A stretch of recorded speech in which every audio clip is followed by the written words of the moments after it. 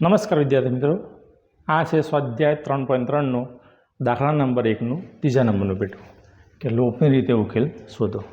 અગાઉના વિડીયોમાં આપણે 2 દાખલા જોયા જ છે. આ ત્રીજા નંબરનું પેટું બરાબર. તો ના જોયો તો એ વિડીયો પણ ખાસ જોઈ લેજો જેથી તમને વધારે સમજણ પડે. તો આ છે આપણને 2 સમીકરણ આપે છે. પહેલાં સમીકરણ યોગ્ય સ્વરૂપે નથી. જુઓ કેમ, તો કે ચલવાળા પદ બરાબરની ડાબી બાજુ આવે અને અચળ પદ બરાબરની જમણી બાજુ આવે. તો પહેલાં આપણે આ સમીકરણને યોગ્ય સ્વરૂપે ગોઠવવા પડે. તો ગોઠવી નાખીએ.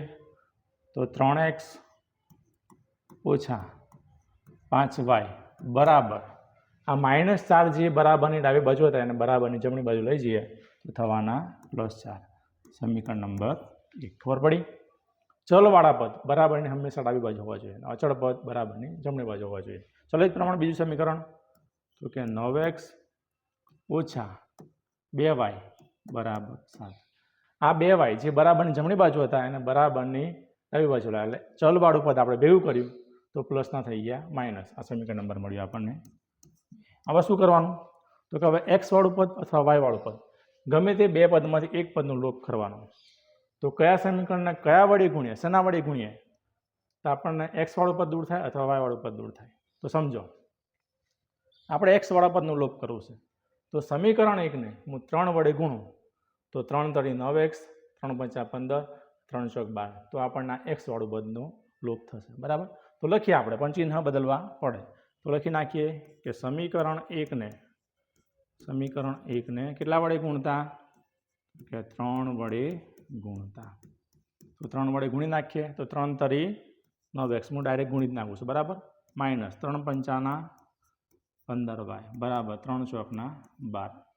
ચલો બીજું સમીકરણ લખીએ તો કે 9x - 2y બરાબર 7. આપણે સમીકરણ 1ને 3 વડે ગુણી નાખીએ. હવે ધ્યાન રાખજો, આ પહેલું પદ, આ બીજું પદ ને આ ત્રીજું પદ, આ સમીકરણ બંને લખ્યા.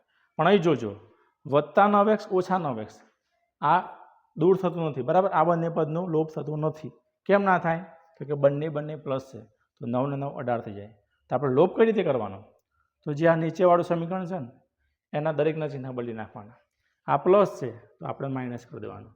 આ માઇનસ છે તો પ્લસ થાય, આ પ્લસ છે તો માઇનસ.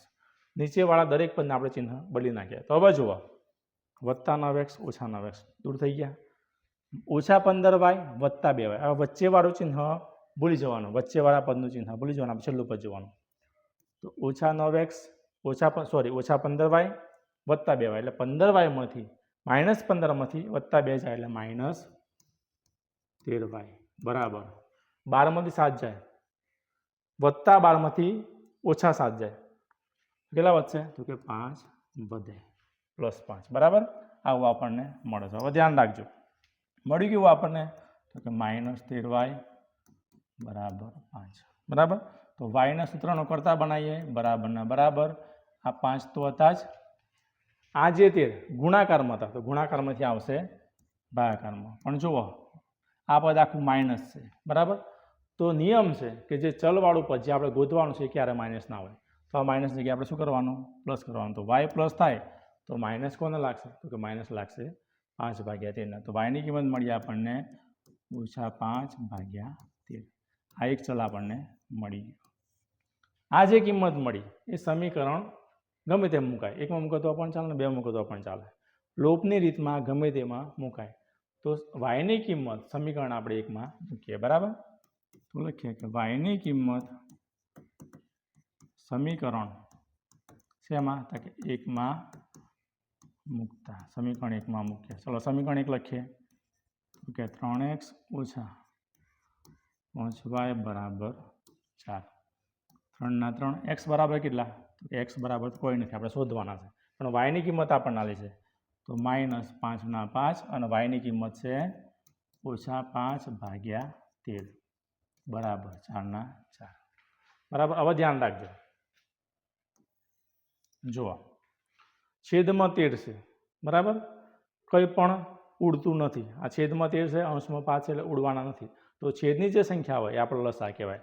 તો લસા 13 વડે આપણે દરેક પદને ગુણવા પડે.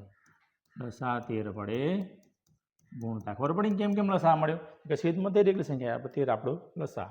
તો 13 વડે દરેક પદને ગુણ્યા આપણે કે 3x ગુણ્યા 13 ઓછા 5 કૌંસમાં -5 ભાગ્યા 13 ગુણ્યા 13 બરાબર 4 ગુણ્યા 13. ધ્યાન રાખજો બરાબર. 13 તરી તો કે 39x માઇનસ, જો આ 13 કટ થઈ ગયા, માઇનસ માઇનસ પ્લસ 5 ગુણ્યા 5 ઓછા 5 ગુણ્યા ઓછા 5 તો માઇનસ માઇનસ પ્લસ થાય તો 5 પાછું 25 બરાબરના બરાબર 13 ચોકના 52. ચલો 39x આપણે એમને એમ રાખીએ બરાબર. 39xના આપણે એમને એમ રાખીએ, ધ્યાન રાખજો હા.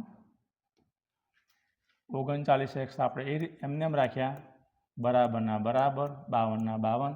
આ જે 25 હતા પ્લસ 25 બરાબરની પેલી બાજુ જાય તો થશે -25. તો 39x બરાબર 52માંથી 25 જાય તો 27 બરાબર ને. તો x બરાબર 27 ભાગ્યા 39. ચલો ભાગ ઉડે છે, બંને વિભાજ્ય સંખ્યાઓ. તો 9 તરીના 27, 13 તરીના 39, 3 3 કટ થઈ ગયા. મળીશું આપણને કે x બરાબર 9 ભાગ્યા 13. તો જોઈ લો મિત્રો કેટલો સિમ્પલ દાખલો છે, અને દરેક એક્ઝામમાં તમારે પૂછાશે. પ્રથમ સેકન્ડ બોર્ડની એક્ઝામ બરાબર, દરેક એક્ઝામમાં આદેશનો અને લોકનો દાખલા પૂછાય છે, તો ખાસ આવડવા જોઈએ.